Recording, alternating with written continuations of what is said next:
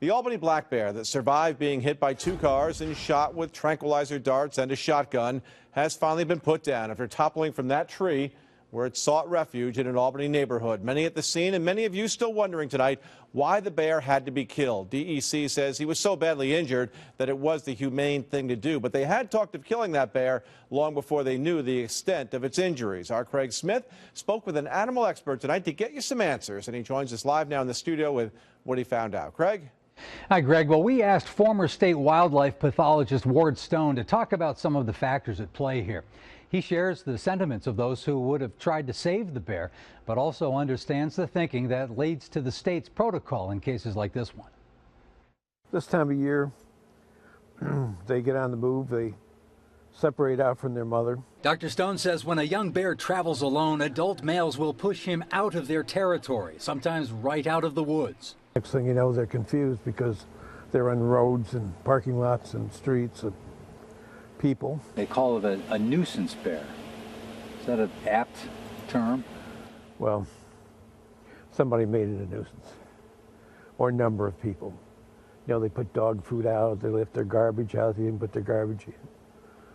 So they made the bear tame, so the bear got the idea that it was good to be around people.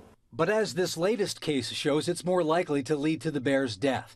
Dr. Stone would prefer to see a bear shot with rubber bullets first. The idea being the pain and sound of gunfire might get the bear to rethink being near people. I tend to want to give them a chance to get back to a wild spot.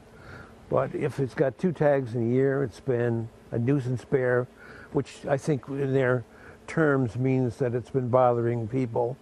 People have been reporting it. They've tried to move it somewhere else. Then they put tags in it when they did it. So they know the history of that bear, they can identify it. And that's why they had the justification to kill it. The best thing is to get them back to the wild if you can. That last part is the key, if you can. DEC says it does strive to relocate them, but in this case, as Greg alluded to, they said the bear's injuries and its history drove the decision to kill it. I wondered about a zoo, but Dr. Stone says a bear will live 20 years, and he says most reputable zoos already have all the bears they can care for. Stone said in his 41 years working in the field, he heard of one case of a bear biting someone in New York. He says it was someone who picked up a cub and soon found out the mother bear didn't like that much. Craig Smith, CBS 6 News. All right, thank you very much, Craig. And that does bring us to tonight's CBS6Albany.com web poll question. We've got your results here. Do you think the DEC policy of euthanizing certain animals should be changed? At last check, 48% of you say yes, it should. 52%, pretty close, said no, it should not be changed.